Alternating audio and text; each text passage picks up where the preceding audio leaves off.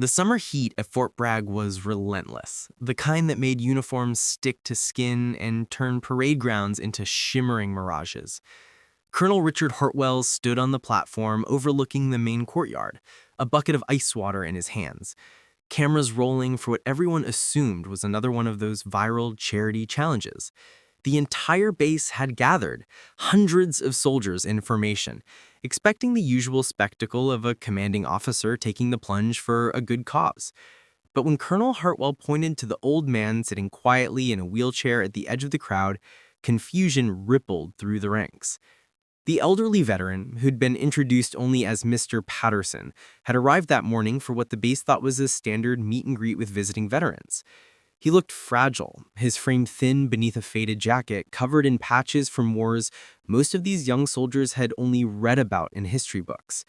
His hands trembled slightly as they rested on the wheelchair's armrests, and his eyes held that distant quality common among men who'd seen things that never quite left them. What happened in the next 60 seconds would reveal a truth so powerful that grown men would weep openly, and the story would spread across every military installation in the country. Colonel Richard Hartwell descended from the platform, bucket in hand, his face set in an expression nobody could quite read. The crowd grew silent, unsure whether this was part of the program or something else entirely. He walked directly to Mr. Patterson, and without warning, without ceremony, he lifted the bucket and poured the entire contents over the old man's head. Gasps erupted. Ice water cascaded over Patterson's silver hair, soaking his jacket, drenching him completely. For a moment, the world seemed to stop. Then Patterson did something unexpected. He laughed. It wasn't a small chuckle or a polite acknowledgement. It was a deep, genuine laugh that shook his whole body, the kind that comes from a place of pure joy. He looked up at Colonel Hartwell with tears mixing with the ice water on his weathered face and said loud enough for the nearby soldiers to hear, 52 years, Rich. Took you 52 years to get me back. The confusion on every face was palpable until Hartwell grabbed a microphone, his own voice thick with emotion. This man, Hartwell began with his hand on Patterson's shoulder, is First Sergeant Thomas Patterson, United States Army, retired. And 52 years ago, in a jungle in Vietnam, he saved my life. The courtyard fell into absolute silence. I was a green second lieutenant, fresh out of West Point, thought I knew everything. We walked into an ambush and I froze, completely froze. First Sergeant Patterson grabbed me, threw me into a river to get me out of the line of fire, and then held off the enemy while the rest of our unit retreated. He took 2 bullets doing it. Hartwell's voice cracked.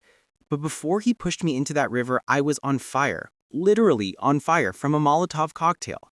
The only reason I'm standing here today, the only reason I have a face, is because this man dunked me in that water without a second thought for his own safety. I've carried that debt for over 5 decades. And when I heard Thomas was sick, that he'd been diagnosed with ALS and didn't have much time left, I knew I had to do something meaningful. He looked down at Patterson, who was beaming despite being soaked. So I asked him how I could repay him. You know what he said? The crowd leaned in, captivated. Hartwell's eyes glistened. He said, Rich, you already repaid me by living a life worth saving. But if you really want to make an old man happy, dump some cold water on me one more time. Remind me what it felt like to be alive in that moment when everything mattered. The emotion in Hartwell's voice was raw now. This bucket wasn't about charity, wasn't about going viral.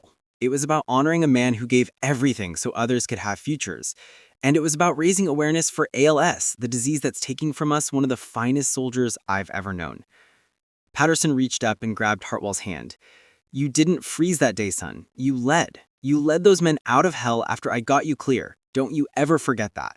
His voice was weaker than his spirit, but every word carried the weight of absolute truth. And you've led thousands more since then. That's not a debt repaid, that's interest, compounded over decades. I'm proud of you, Colonel. Prouder than you'll ever know. What happened next wasn't planned or rehearsed. One by one, soldiers began to break formation. They approached Patterson, each offering a salute, a handshake, or a quiet word of thanks. The line grew until it stretched across the courtyard. Junior enlisted, senior NCOs, officers of all ranks, they all waited their turn to honor this man they'd never met, but whose sacrifice represented something fundamental about the warrior ethos they'd all sworn to uphold. Private First Class Maria Gonzalez, who'd been in the Army for 6 months, knelt beside Patterson's wheelchair. "Sir, I just want to say thank you. My grandfather was in Vietnam too. He never talked about it much, but he always said the NCOs were the ones who really kept everybody alive. Thank you for being one of the good ones." Patterson's eyes welled up again. "Sweetheart, we were all just trying to get each other home. Some of us made it, some of us didn't. The ones who didn't are the real heroes." As the afternoon wore on, Hartwell announced that the base would be establishing the first Sergeant Thomas Patterson Scholarship Fund for children of soldiers diagnosed with terminal illnesses. The initial goal was $50,000. By the end of the week, donations from military personnel, veterans, and civilians across the nation had pushed it past 2 million. The video of that ice bucket moment went viral not because it was shocking or disrespectful, but because it captured something increasingly rare: genuine connection, gratitude that transcended decades, and a reminder that the bonds forged in combat never truly fade. Patterson passed away 4 months later, surrounded by family and with Colonel Hartwell at his bedside. At his funeral, Hartwell delivered the eulogy and shared one final detail. "Tom told me the night before he died that getting soaked with that ice bucket water was the best moment he'd had in years. Not because of the attention, not because of the recognition, but because it reminded him of the feeling he'd spent his whole life chasing. The feeling of mattering, of purpose, of brotherhood." He paused, composing himself. He mattered, more than he ever knew. If this story touched something in your heart, please share it with someone who needs to remember that gratitude should never expire, and that honoring those who sacrificed for us isn't about grand gestures. It's about showing up, remembering, and making sure their stories live on. Sometimes the most powerful way to say thank you is simply to acknowledge that someone's sacrifice shaped your entire existence, and that every day you live well is a testament to their courage.